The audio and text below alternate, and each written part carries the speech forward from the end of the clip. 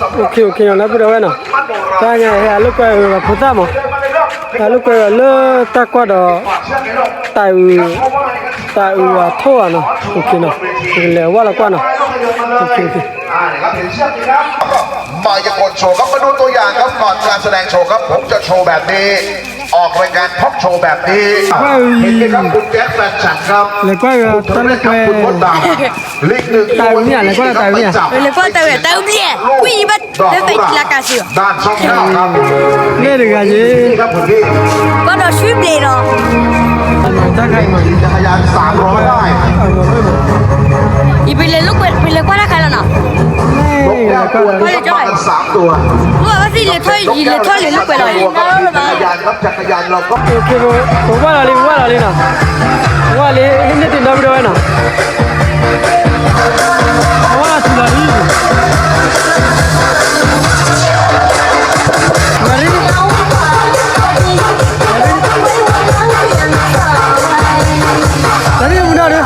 จะเล่นบ้าอะไรก็เล่นเถอะพี่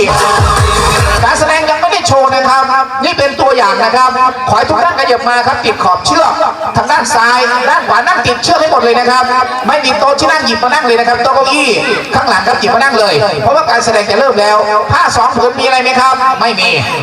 ไม่มีใช่ไหมแล้วจะเสกนกใช่ไหมอาจารย์2 ตัวนะครับมาเลยเสกนกมาเลยครับนกพิราบเนี่ยนกพิราบทำนกพิราบดูนกพิราบจะบินได้ยังไงไอ้นกพิราบเอ้ยจงมาบินออกจากผ้าเด้อโอมระบุโอชิมา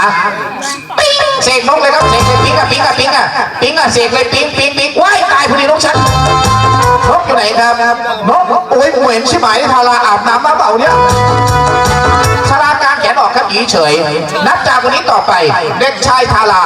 จะไม่มีไข่อีกต่อไปแล้วไข่จะแตกฟ้องดังแต่นกพิราบจะบินออกจากไข่เด็กชายทาราน้องทาราป .6 ยิ้มหวานครับมันยิ้มหรือมันร้องไห้กันแน่วะเนี่ยอาจารย์พิสูจน์ทีเสียงปิ๊ด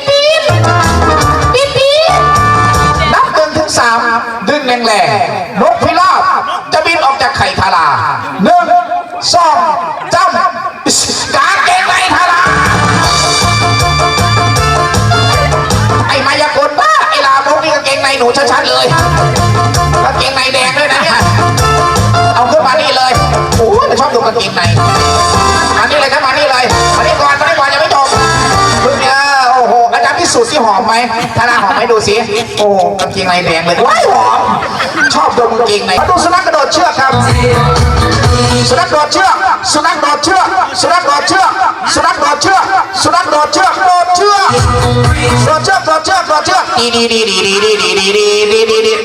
เรียบร้อยนะโอ้สุนัขโดดเชือกนะครับท่านผู้ชมขอดูสุนัขโดดรอดห่วง10 ห่วงแล้วกัน1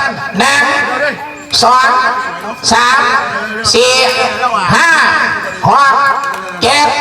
8 9 10ครับท่านผู้ชมครับแม่สั่งได้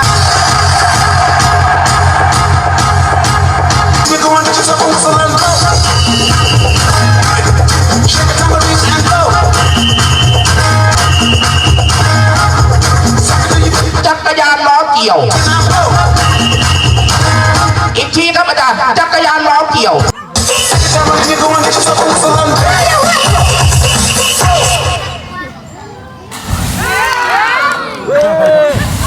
อย่าเล่นนะครับเนี่ยนะนกแก้วรู้เรื่องไหมจ๊ะเนี่ยรู้ไหมถ้าพร้อมแล้วยิบพยาให้เป็นที่เป็นทางตาวิเศษเห็นนะนั่นแน่อีกทียิบพยาไปทิ้งนกแก้วยิบพยาแล้วปิดฝาเองด้วยว้าถ้าพอจะบอกเด็กๆครับแม่ตกแช่โอ้โหดูครับดูลีลาครับเด็กๆครับมันมีท่าทางขอท่าเต้นเลยจ้ะตกแช่โยกขาเตะขวาซ้ายขาขวานั่นแหละทั้งหน้าทั้งหลังก็จะไม่ได้แม่ว้ายกลายเป็นลิงครับคันแล้วครับลิงเริ่มคันแล้วครับที่ไหนได้มันเป็นชิกากครับท่านผู้ชมครับคันแล้วครับลิงเป็นลูกน้องใครครับปวินวิทย์พื้น10 ครั้งปฏิบัติ1 2 3 4 5มันหลับไหนบอกเฮ้ย6 7 8 9 10ครับน้องเอ10อัพครับ10ครั้งปฏิบัติแดงมันติดตามมันทำไมเลย2มันจะหลับไหนบอกว่า3เฮ้ย4ไอ้นี่ก็จะมั่ว5 6 7 8 9 10ครับเอเลียนแบบจาพนมได้ไหมตีลังกากับหลังโดด